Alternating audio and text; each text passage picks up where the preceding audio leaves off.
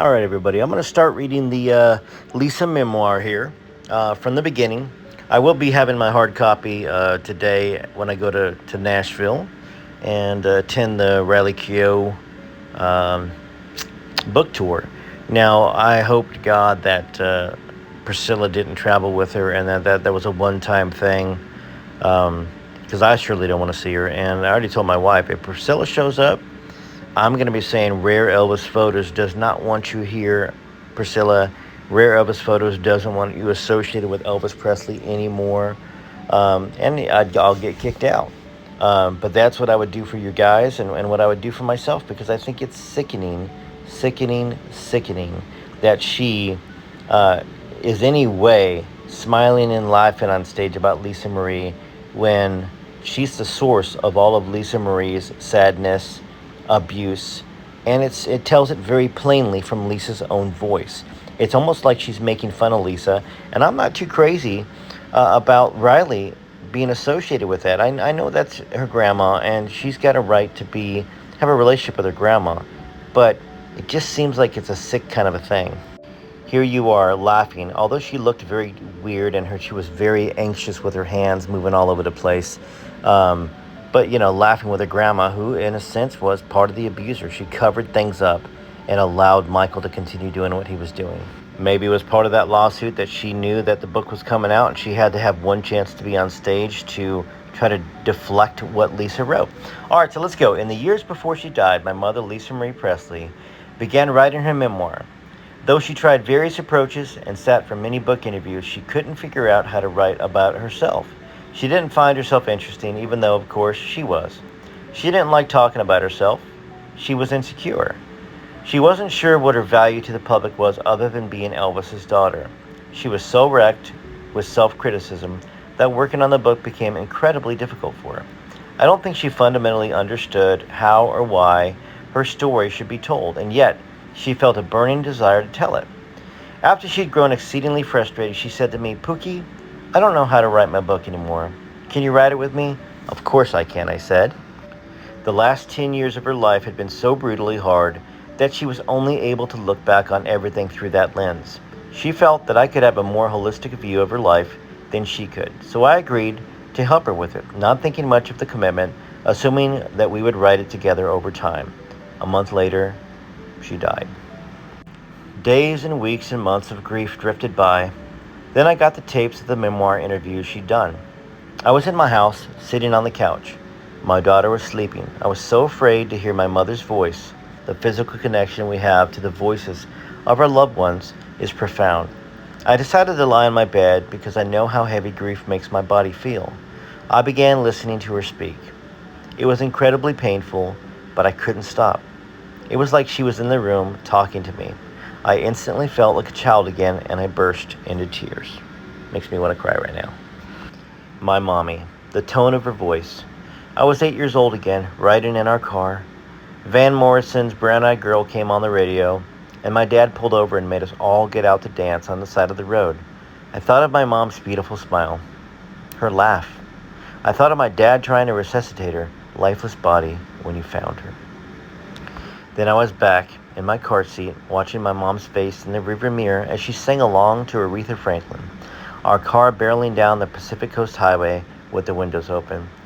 Then I was in the hospital, right after my new baby brother was born, bombarded by memories, like a corny flashback montage in a movie, but real. I wanted her back. It's a beautiful opening there, and of course, every page is filled with things that you haven't heard about Lisa, memories of Riley, and I'm excited to bring this to you. The early parts of the book are mostly her voice.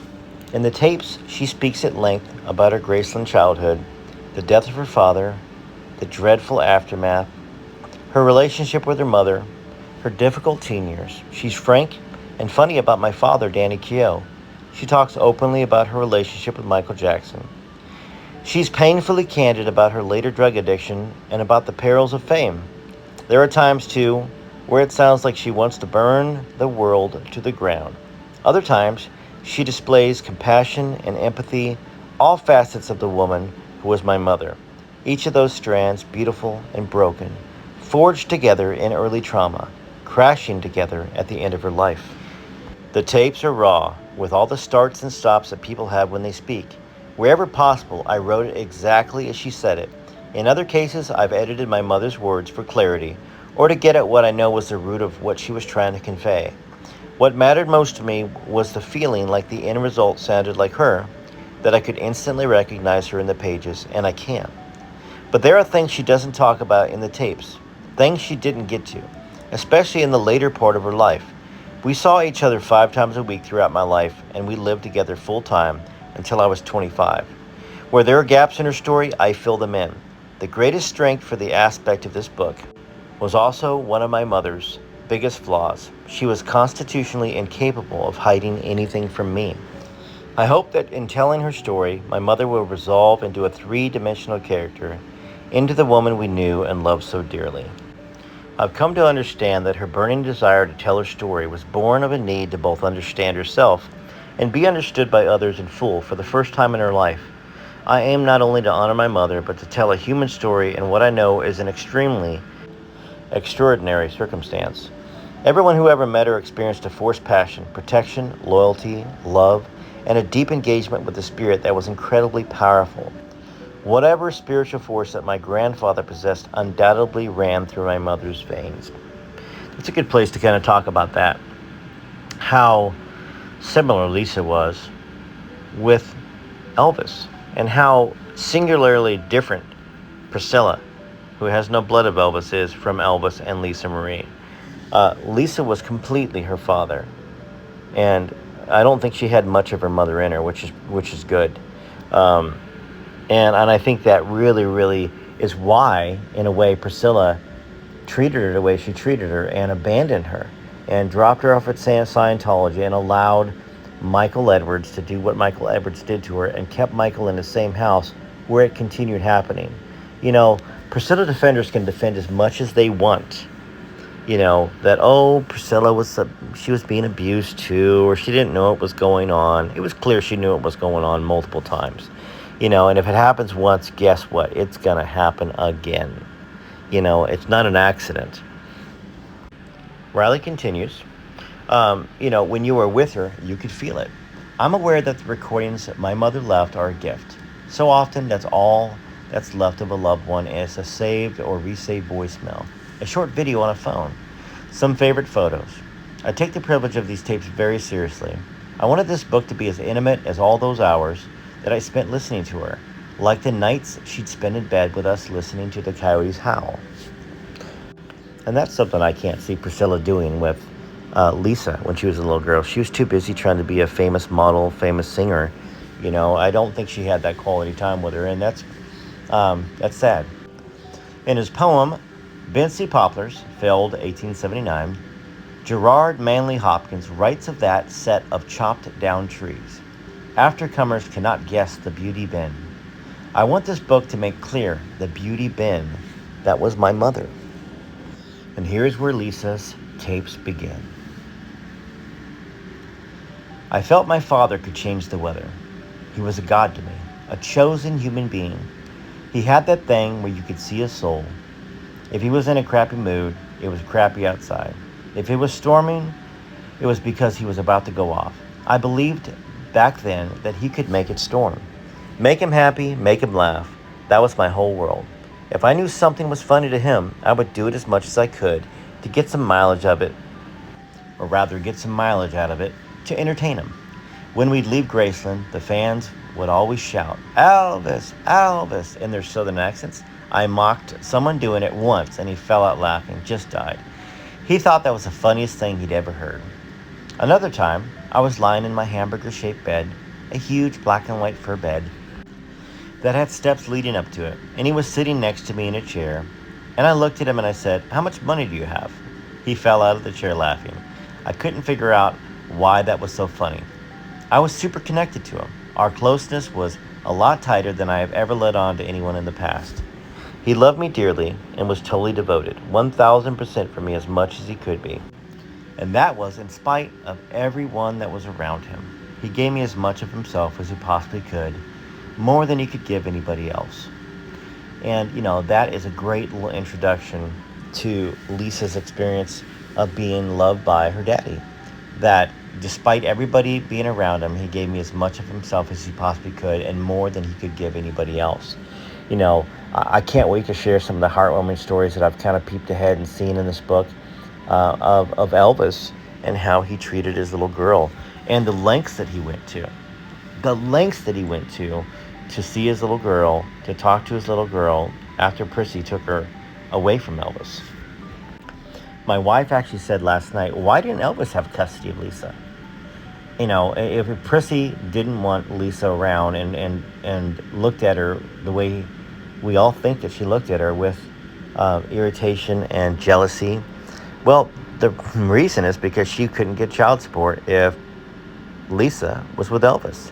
And so she wanted that child support. She was a California girl now, living in California with California attorneys and California law. And she knew she would get the most out of Elvis, the most out of his bank account, the most out of his soul, if she ripped Lisa away and took Lisa to California and sued Elvis. Sued him over and over again. So let's continue with this book. Lisa continues, and yet I feared him too. He was intense. You didn't want to get him angry with you. If I ever upset him, or if he was mad at me at all, it felt like everything was ending. I couldn't deal with that. When he got upset with me, I took it so personally I was just shattered. I wanted his approval on everything. There was one time I popped my knee and he said, "Damn, what are you going to hurt yourself?" It devastated me. And of course, like any father that loves their child, or any mother that loves their child, you're in pain when they hurt themselves. And I think Elvis wanted to protect Lisa from everything. My mom was an Air Force brat. She met my dad at 14 and her parents allowed it. It was a different time. Back then, women were admitted into the hospital while they were in labor. They'd get knocked out and wake up with a baby. She went into the hospital looking glamorous, beautiful, and when she came to, she was just handed a child. My mother told me that she thought about trying to fall off her horse to cause a miscarriage. What a wonderful thing for Priscilla to tell Lisa. I wanted you dead inside me. That's pure evil. And anyways, she didn't want to gain pregnancy weight. She thought she wouldn't be a good look for her as Elvis's wife. There were so many women after him, all of them beautiful. And she wanted his undivided attention. She was so upset that she got pregnant that initially she'd only eat apples and eggs and never gained much weight. I was a pain in her rear immediately, and I always felt she didn't want me. Lisa continues, I believe in energy in utero.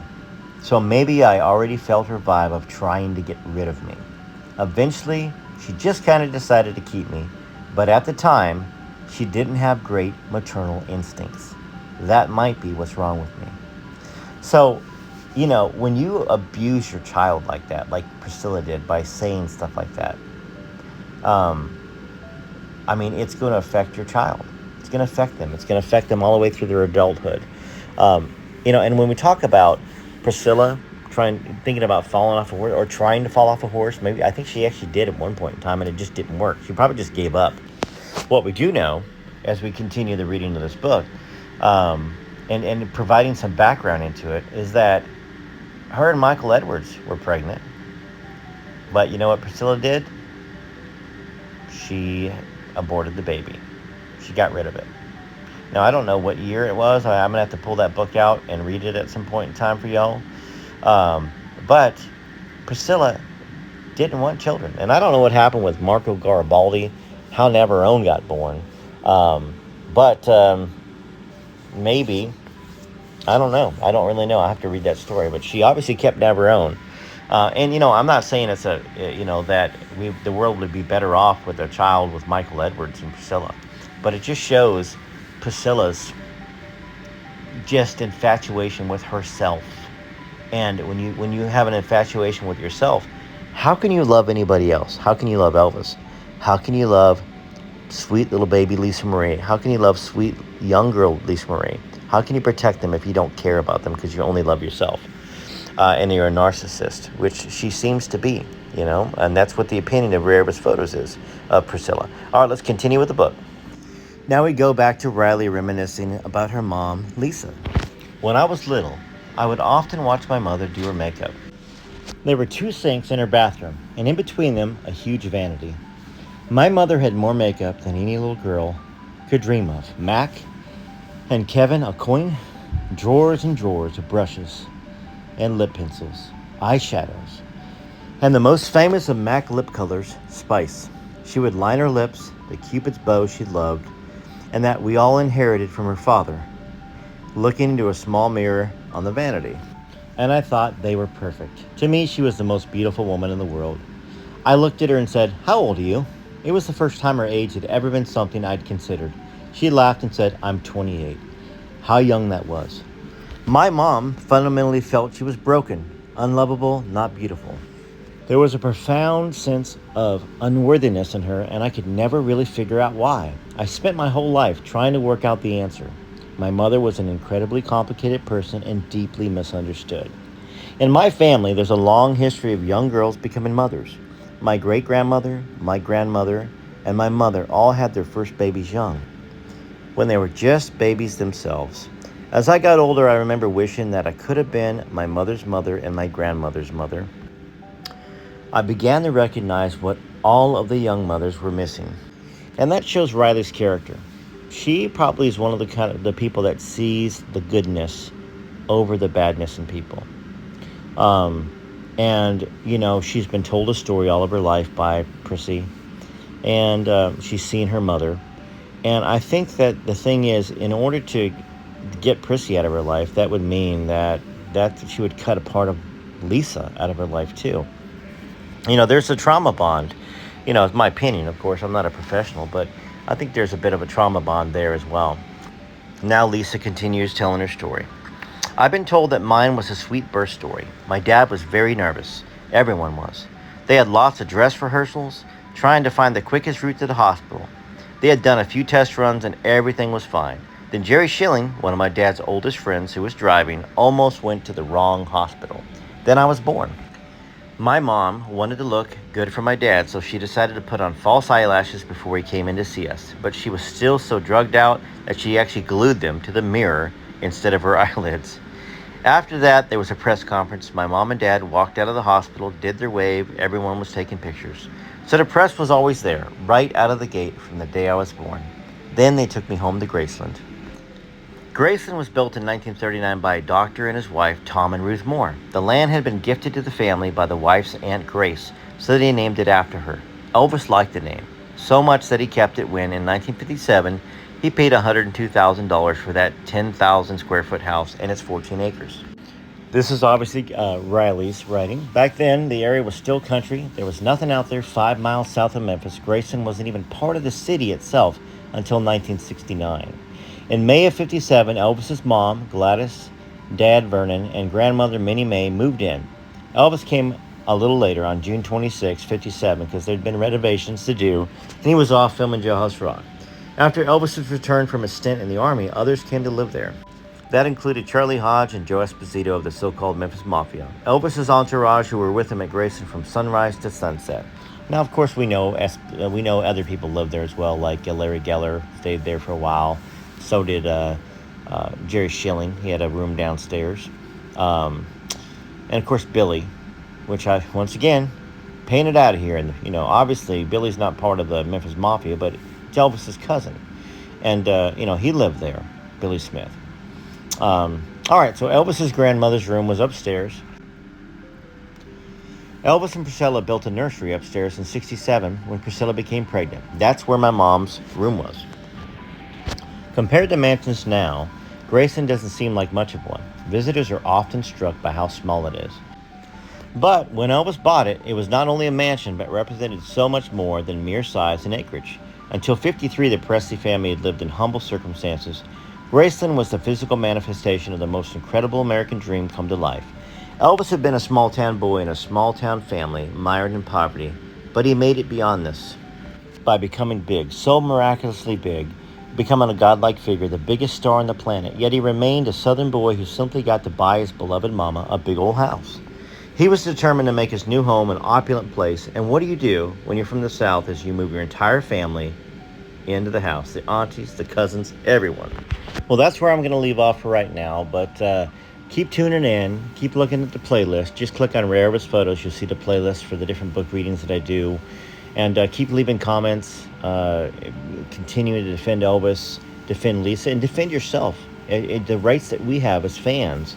I think it's a great movement going on that we are able to voice our displeasure at Prissy and maybe even Riley at times. TCB TLC, this is Rare Elvis Photos.